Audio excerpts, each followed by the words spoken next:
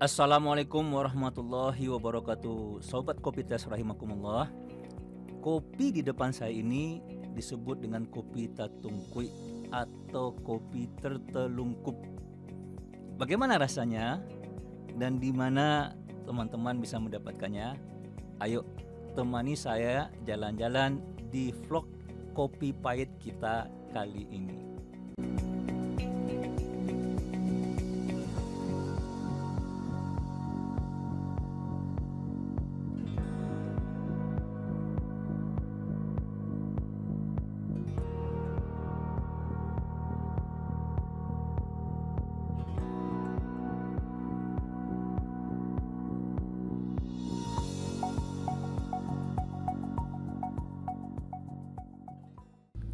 Sobat Kopiters atau sobat kopi pahiters yang suka minum kopinya pahit atau yang nggak pahit juga nggak masalah, yang warna kopinya hitam atau yang berwarna coklat yang kita sebut dengan teh ya, karena teh juga mengandung kafein.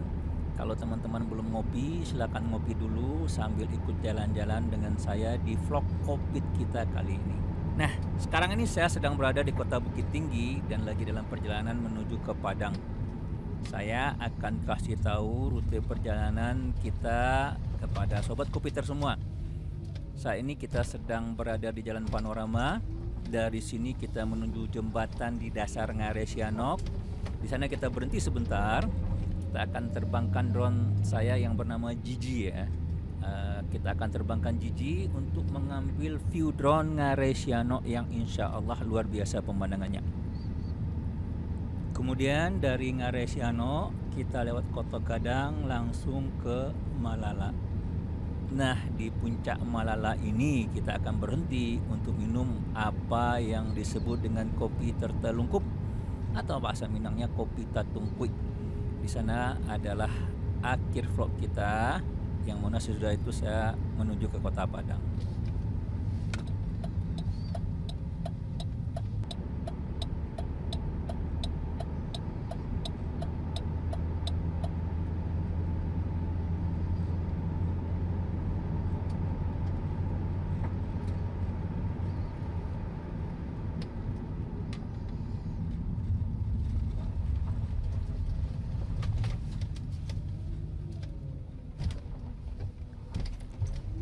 Sobat Kopiters yang baik, tidak terasa kita sudah masuk pada bulan Sa'ban dan sebentar lagi, mungkin lebih kurang 15 hari lagi kita akan bertemu dengan Ramadan. Masya Allah ya. Kalau dulu ketika bulan Rajab kita berdoa kepada Allah Subhanahu Wa Taala, Allahumma barik lana fi Rajab wa Sa'ban wa balighna Ramadan. Ya, tidak ada salahnya kita juga berdoa pada bulan Sa'ban ini, Allahumma barik lana fi Sya'ban wa balighna Ramadan. Mudah-mudahan Allah memberkati kita pada bulan Sa'ban ini dan mempertemukan kita dengan Ramadan. Kalau masuk bulan Sa'ban ini ya, dan menjelang Ramadan itu terasa syahdu saja perasaan di dada ini ya. Karena apa ya? Karena bagi saya dan juga mungkin bagi kebanyakan orang ya, momen-momen menjelang Ramadan ini adalah momen-momen kita ingat kepada keluarga yang sudah pergi meninggalkan kita, dan terasa bagi kita bahwa kita tidak lagi bersama-sama mereka pada bulan Ramadan yang akan datang. Kalau bagi saya pribadi, saya ingat kepada Papa yarhamuhullah ya, semoga Allah memberikan kasih sayangnya untuk beliau ya, berikan tempat terbaik buat beliau di sisinya. Maka banyak dari kita menjelang Ramadan ini pergi ziarah kubur ya, membersihkan kuburan, menyampaikan doa buat orang-orang yang kita cintai yang tidak lagi bersama kita, agar Allah melapangkan kubur mereka. Allahumma amin. Nah, kita sekarang sepertinya sudah sampai di jembatan Ngare Sianok yang kita terbangkan Gigi sebentar untuk mengambil pemandangan Ngare Sianok untuk teman-teman nikmati.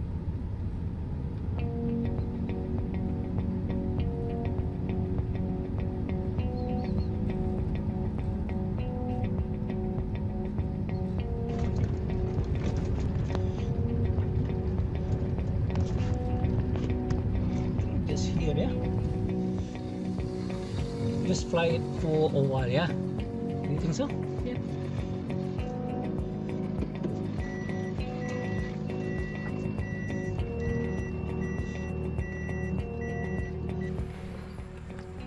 Alhamdulillah kita sudah sampai di Ngaresiano, di dekat sungainya. Nah, insya Allah kita akan terbangkan drone. Teman-teman bisa lihat sedikit ya pemandangan Ngaresiano lewat drone insya Allah.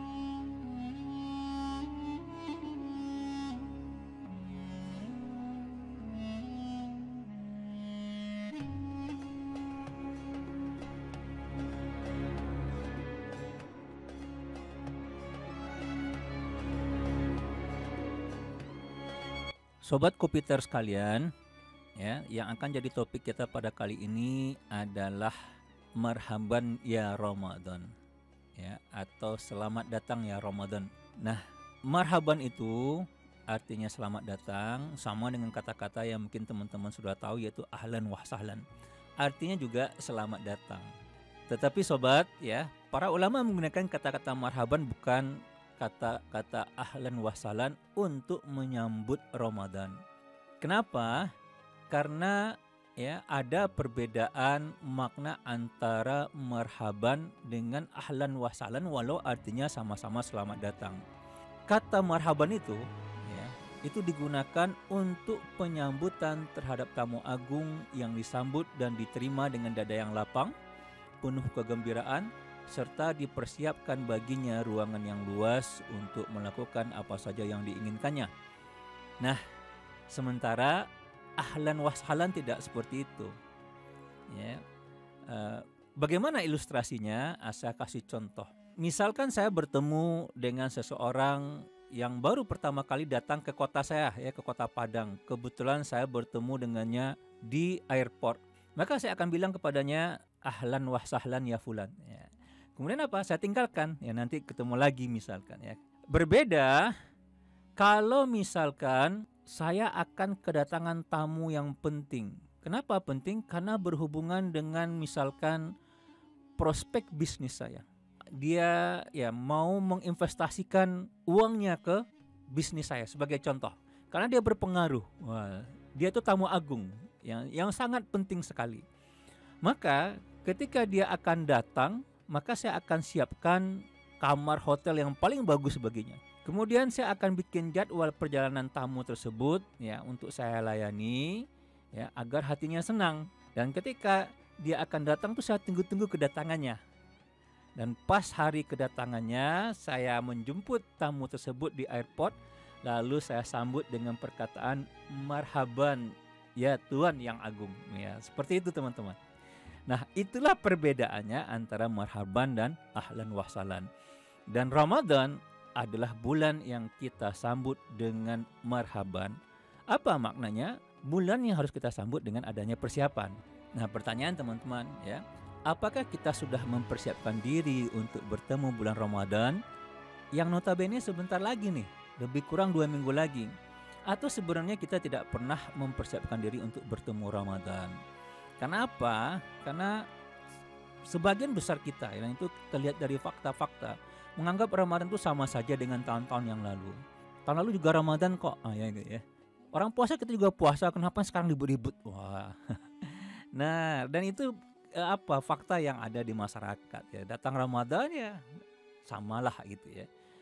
Dan apa yang terjadi sehingga Ramadan datang dan lewat begitu saja tanpa ada perubahan yang berarti di dalam diri kita, kepribadian kita, ketakwaan kita kepada Allah Subhanahu wa taala.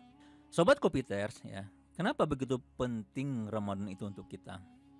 Nah, ini harus kita pahami. Pertama, Allah memang menjadikan bulan Ramadan itu spesial untuk umat Nabi Muhammad sallallahu alaihi wasallam. Ya, kenapa spesial? Karena di dalam bulan Ramadan terdapat banyak berkah dan rahmat dari Allah, dan itu adalah bulan yang banyak makfirah atau ampunan dari Allah Subhanahu wa taala. Ya, dalam beberapa hadis ya, pintu neraka ditutup, pintu surga dibuka. Dan ada satu malam yang lebih baik dari 1000 bulan. Dan itu adalah bulan turunnya Al-Quran. Banyak sekali kelebihan dari bulan Ramadan ini. Tetapi satu yang penting yang harus kita pahami, bahwasanya pada bulan Ramadan ini tujuan kita tuh agar bertambah takwa kepada Allah Subhanahu wa taala, sebagaimana firman-Nya dalam surah Al-Baqarah ayat 183. Allah SWT berfirman, "Ya ayyuhallazina amanu kutiba alaikumusiyam kama kutiba alal ladzina min qablikum la'allakum tattaqun." Agar kita bertambah takwa kepada Allah Subhanahu wa taala. Itu yang sangat penting sekali, bahwasanya bulan Ramadan adalah untuk meningkatkan ketakwaan kita kepada Allah. Dan ketakwaan ini teman-teman semua, itu merupakan hal yang sangat penting dengan akidah kita. Akidah apa? Akidah tentang kehidupan sesudah kehidupan kita di muka bumi ini. Ada kehidupan akhirat. Bagaimana kehidupan kita di akhirat nanti ditentukan dengan ketakwaan kita kepada Allah di muka bumi ini, dalam kehidupan kita yang ada pada saat sekarang ini. Maka apabila bulan Ramadan adalah bulan untuk meningkatkan ketakwaan, maka mau tak mau itu sangat penting bagi kita. Itu yang pertama. Yang kedua, karena dia bulan yang berisi banyak pengampunan dari Allah Subhanahu wa taala, sebagaimana dalam sabda Rasulullah SAW dalam hadis riwayat Muslim, salat 5 waktu dan salat Jumat ke Jumat berikutnya dan Ramadan ke Ramadan berikutnya adalah penghapus untuk dosa antara keduanya apabila dia menjauhi dosa besar. Jadi Allah menjadikan khusus untuk umat Muhammad bulan Ramadan dia adalah bulan untuk penghapus dosa-dosa yang dibuat di antara Ramadan.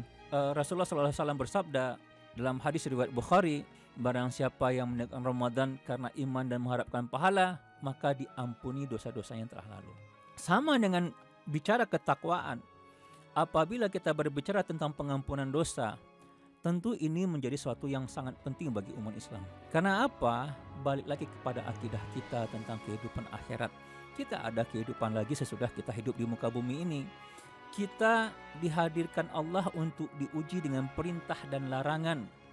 Dan dalam pelaksanaan perintah dan larangan tersebut, kita mungkin mendapati diri kita mempunyai pahala, atau sebenarnya kita mendapatkan dosa-dosa dalam kehidupan kita sehari-harinya. Selanjutnya, pahala dan dosa tersebut ditimbang di akhirat nanti untuk menentukan bagaimana kehidupan kita di alam akhirat nanti. Maka bulan Ramadan adalah tamu agung, kesempatan emas bagi kita untuk mengurangi beban-beban dosa yang sudah kita punyai selama setahun. Mudah-mudahan Allah mengampuni kita gitu dengan benar-benar menegakkan Ramadan, melaksanakan apa-apa yang diperintahkan Allah, yaitu berpuasa selama bulan 1 Ramadan penuh dan melakukan aktivitas takarub lainnya sebagaimana yang diperintahkan oleh Allah dan Rasul-Nya. Bayangkan teman-teman, kalau bertumpuk-tumpuk beban dosa ini lalu ditimbang di akhirat nanti, tentu kita menjadi orang merugi apabila dinyatakan tempat kita itu adalah di neraka. Na'udzubillah wa na'udzubillah. Nah, itulah alasan kedua kenapa kita perlu serius untuk mempersiapkan diri kita bertemu dengan Ramadan. Nah, Kopiter semua, kita sudah lepas dari jembatan Ngarisyano. Sekarang kita masih di Ngarisyano sebenarnya, sedang jalan ke Koto Gadang. Nah, sambil jalan sampai ke Melala, kita teruskan vlog kita dengan cerita kita tadi ya, yaitu masalah penyambutan bulan Ramadan yang tidak optimal, kalau boleh saya bilang, bagi sebagian besar umat Islam. Sobat Kopiters, ya, mungkin kalau kita lihat ya, kalau kita siapkan pada bulan Ramadan itu biasanya adalah finansial, ya, yaitu uang untuk pembukaan atau di mana restoran untuk berbuka bersama, uang untuk beli kue atau bikin kue, uang untuk beli baju, atau mungkin uang untuk mudik dan jalan-jalan sesudah Idul Fitri. Kalau seperti ini yang kita siapkan, mungkin walau alam ya, Inilah dikatakan oleh Rasulullah SAW dalam hadis riwayat Ahmad dan beberapa hadis lainnya. Kata Rasulullah, berapa banyak orang yang berpuasa tidak mendapatkan bagian dari puasanya, melainkan hanya lapar dan dahaga. Kenapa hanya haus dan dahaga?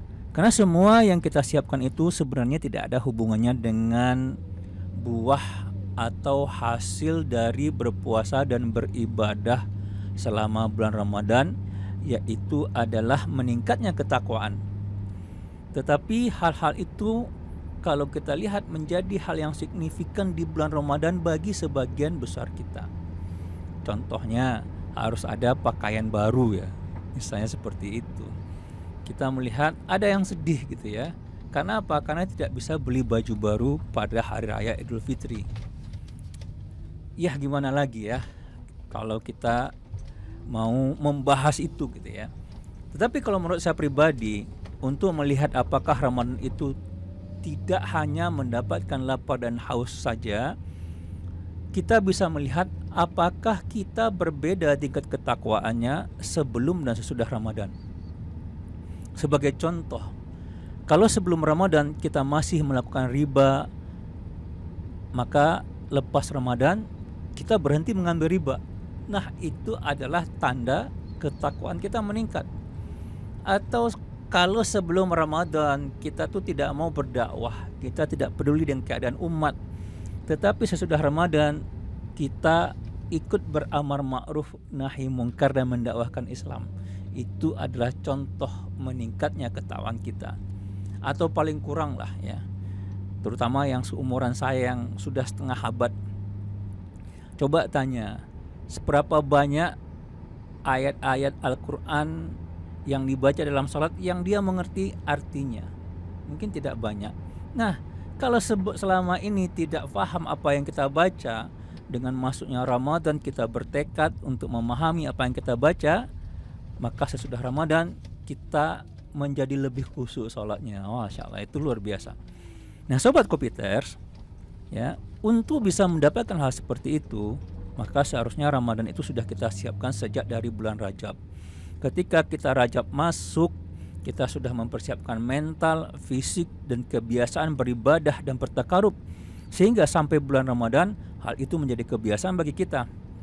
Makanya para ulama mengatakan Rajab adalah bulan menanam, di mana kita mulai mempersiapkan aktivitas Ramadan.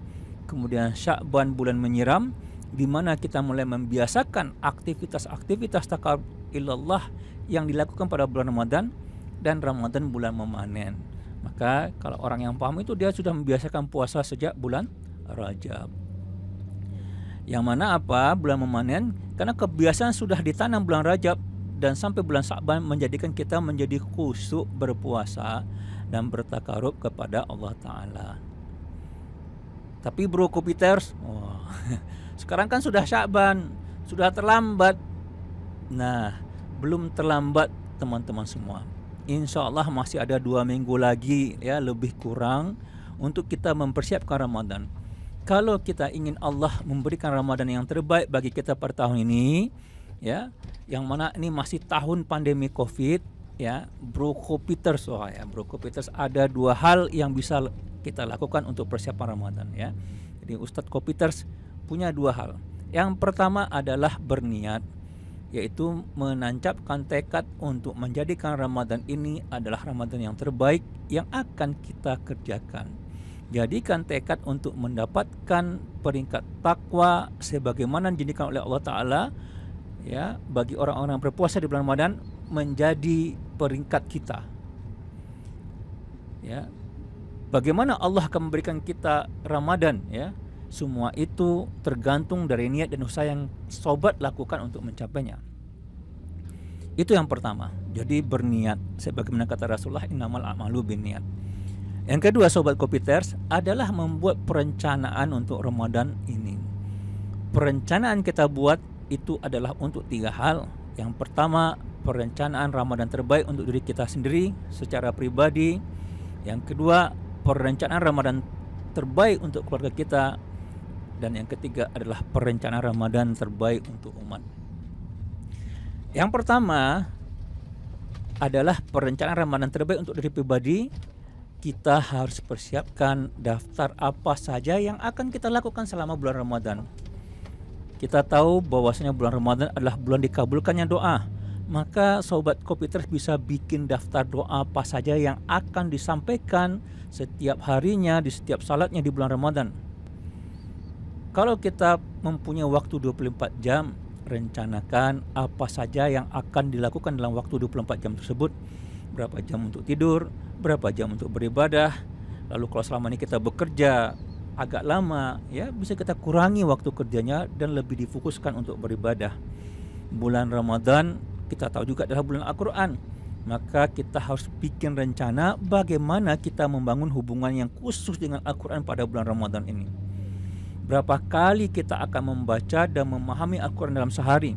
Kalau kita 5 kali salat, ya bisa jadi kita rencanakan setiap selesai salat kita membaca Al-Quran berapa halaman. Atau kita merencanakan dalam sebulan berapa kali kita akan khatam Al-Quran.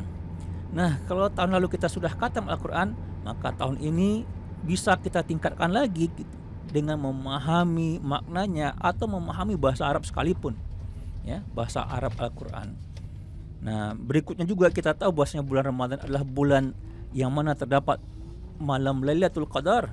Maka kita harus rencanakan di mana kita akan beriktikaf, ya, berapa biaya untuk iktikaf, ya, dan apa saja yang akan kita siapkan untuk iktikaf, dan pengajian-pengajian apa saja yang harus kita ikuti dalam iktikaf tersebut. Tentu, ya, tetap menjaga protokol kesehatan.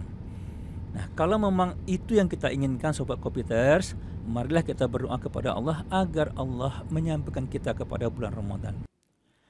Sobat Kopiters, kita sudah sampai di puncak Malala, ya. Ada tandanya di sana. Sini ada beberapa kedai. Nah, kita masuk kepada kedai yang ada tanda kopi Tatungkui. Sobat Kopiters semua, ini yang disebut dengan kopi Tatungkui. Apa itu kopi Tatungkui? Yakni kopi yang gelasnya terbalik, ya. Di atasnya ini, ya, ada biji kopi gitu, ya. Nah, bagaimana cara membikinnya? Setelah saya tanya yang punya warung, dia bilang bahwasanya biji kopinya digoseng dulu, ya, atau direndang istilah orang Minangnya, kemudian disiram air panas, dikasih kopi, ya, dikasih gula, dikasih susu, juga ada campuran beras hitam di dalamnya, ya. Nah, kemudian, ya, biji kopinya ditaruh di atas dengan gelas tertelungkup begini. Lalu bagaimana cara meminumnya? Caranya adalah dengan pakai sedotan. Gelasnya diputar-putar agar air kopinya itu keluar. Kemudian disedot pakai sedotan.